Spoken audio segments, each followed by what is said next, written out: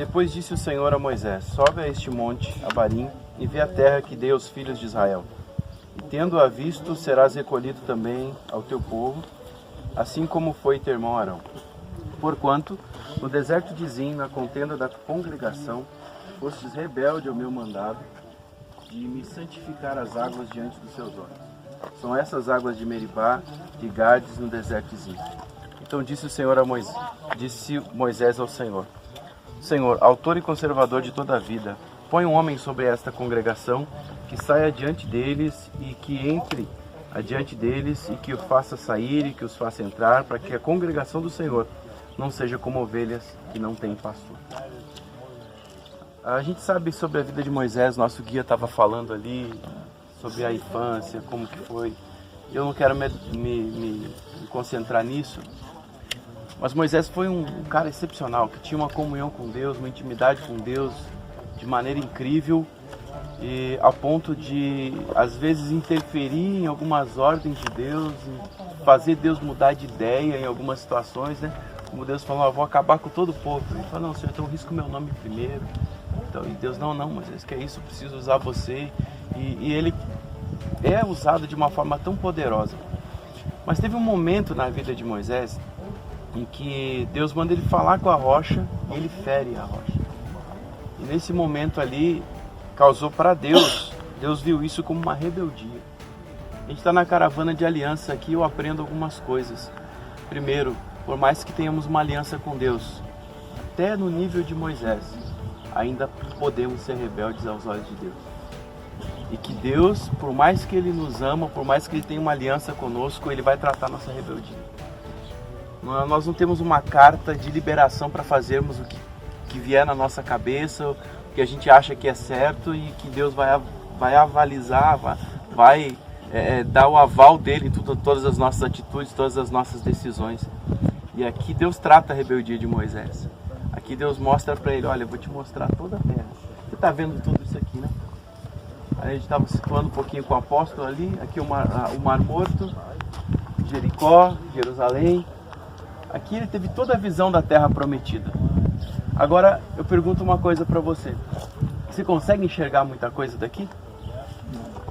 É porque eu vejo que Deus, ele é tão poderoso e tão maravilhoso, que ele pega Moisés e amplia a visão de Moisés. É como se ele pegasse os olhos de Moisés e mostrasse o que tem atrás daqueles montes, nos vales, em cada lugar. Ele levasse Moisés, a visão de Moisés desses lugares.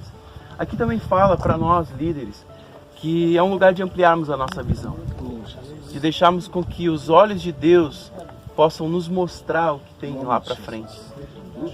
Nosso passado passou, a gente não tem controle sobre ele, né? Nosso presente estamos vivendo hoje, nosso futuro, ele está nas mãos do Senhor. A gente possa olhar com os olhos dele, viver essa aliança e saber que se em algum momento da nossa vida, mesmo numa aliança com Deus, nós formos rebeldes ao Senhor, ele vai tratar a nossa rebeldia. Ele vai ministrar, por nos amar, ele vai tratar com a nossa rebeldia. Sabe, eu vejo aqui também o coração de Moisés. O coração de Moisés, ele não questionou Deus. Né? Tem uma frase que eu falo muito lá na igreja: tem pessoas que são boas de argumento e péssimas de arrependimento.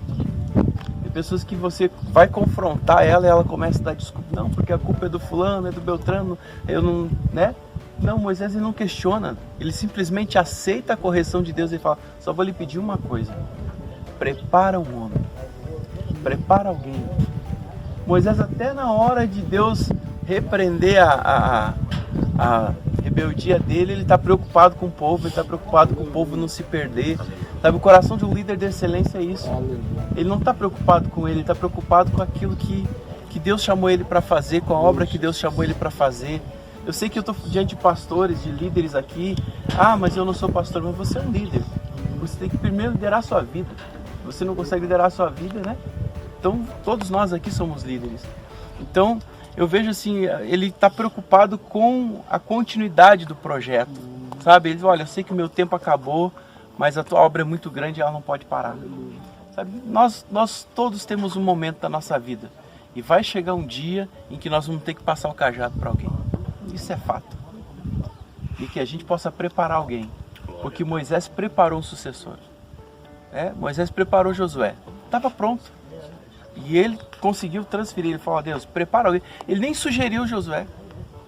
Ele não quis, olha, tá aqui, tá pronto, Deus. Não, ele falou, não, a tua vontade é soberana. Prepara alguém para que esteja guiando o povo, para que o povo não seja como ovelha sem pastor. Sabe, gente, a gente precisa tirar de nós aqui, estar aqui, eu sei que a gente já está no final da caravana, mas estar aqui é lembrarmos de um Deus de aliança que nos corrige, que amplia a nossa visão, que nos ama de maneira poderosa, mas Ele amplia a nossa visão e que nos dá direção para provar aquilo que nós trabalhamos. Imagina Moisés chegar aqui e falar, Deus, acabou, não tem ninguém para te apresentar. A obra iria acabar em Moisés, mas porque ele preparou alguém, a obra continuou. Né? Então que a gente possa preparar pessoas e que Deus possa pegar a sua visão e te levar por cima dos montes, dos vales, em lugares que você nunca imaginou que vai chegar. Amém, Jesus. Eu quero terminar falando uma coisa para você. Nós não vamos ser lembrados pelas obras que nós começamos, mas nós vamos ser lembrados por tudo aquilo que concluímos. E um cara muito fantástico na história, chamado Alfred. E ele é um cara que simplesmente é um químico muito famoso, sueco, que inventou a dinamite. Alfred inventou a dinamite e logo aquilo se espalhou e foi usado em muitas guerras, né? Porque em batalhas e quem tinha dinamite era um poder a mais. E em um determinado momento a França noticiou a morte dele, dizendo assim, morre o gênio do mal. Só que ele estava vivo. E quando ele viu aquela notícia, ele se frustrou. Ele começou a olhar para o propósito de vida dele e falar, poxa, será que eu não nasci para ser o gênio do mal? Eu nasci para ser alguém que vai fazer coisas boas. E aquilo muda a cabeça dele de uma forma que ele começa a fazer coisas boas e pensar em praticar coisas boas. E no final da sua vida, ele deixa um testamento, dizendo que toda a sua fortuna era para ser usada como um prêmio, para destinar esse prêmio a pessoas que contribuíram para a paz, contribuíram de alguma forma para que as coisas fossem melhores no mundo. E daí então nasceu o Prêmio Nobel. Todo mundo conhece o Prêmio Nobel, mas ninguém, talvez às vezes, poucas pessoas sabem da origem de Alfred, como ele começou a vida dele, mas ele foi lembrado de como ele terminou. Que eu e você possamos começar e concluir tudo que Deus colocar na nossa vida, mas principalmente chegar inteiros no final. Né? Moisés não pisou na terra prometida, mas ele foi para Nova Canaã. Aleluia. Ele foi para algo muito maior. Sabe, eu aprendo outra coisa aqui, quem tem aliança com Deus sempre vai viver coisas maiores. Amém. Coisas que nunca imaginou. E Moisés vai continuar a história dele, a gente sabe, né? Ninguém achou o corpo de Moisés. Não foi sepultado. Sim, achou o corpo dele. E a gente sabe que ele apareceu depois lá com Jesus, Elias, e vai voltar ainda. A gente vai ver outro episódio em que Moisés tem uma função para cumprir ainda. Então, aquele que anda de maneira reta com Deus, ainda que não pise aonde gostaria de pisar, Deus vai colocar em lugares maiores. Glória a Deus. Em nome de Jesus. Amém. Gostaria só de orar com você. Aleluia. Pai, nós estamos aqui. Aleluia. No final da nossa caravana, Deus, tivemos tantas coisas preciosas, ó Deus. Mas uma coisa nós te pedimos. Aleluia. A tua visão. Aleluia. Aqui a visão de Moisés nesse lugar não funcionava.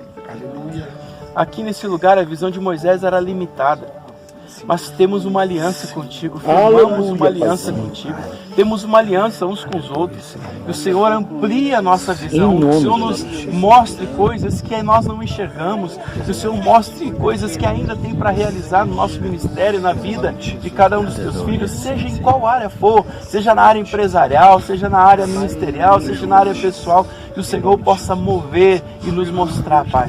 Deus nos dá graça de levantarmos sucessores, pessoas que vão além do que nós já fomos, pessoas que vão contribuir muito mais ainda. Pai, nos dá simplicidade de reconhecer as nossas falhas, de reconhecer os nossos erros e não argumentar contigo, mas aceitar a correção no tempo oportuno, porque a tua palavra diz que o Senhor corrige a quem ama e açoita aqueles que têm como filho. Nós te louvamos por sermos teu filho. O Senhor não nos abandona, mesmo, Senhor, que em algum momento erramos contigo. O Senhor volta, nos corrige e continua o projeto da nossa vida. Pai, estamos voltando para o Brasil, mas a visão que estamos tendo daqui não é uma visão de passado. É verdade, Deus. Até aqui o Senhor nos mostrou tantas coisas lindas do passado, mas que ao olharmos aqui, Senhor, hoje, abrirmos nossos olhos nesse lugar, possamos ter uma visão de futuro em teu nome. Amém? Deus abençoe.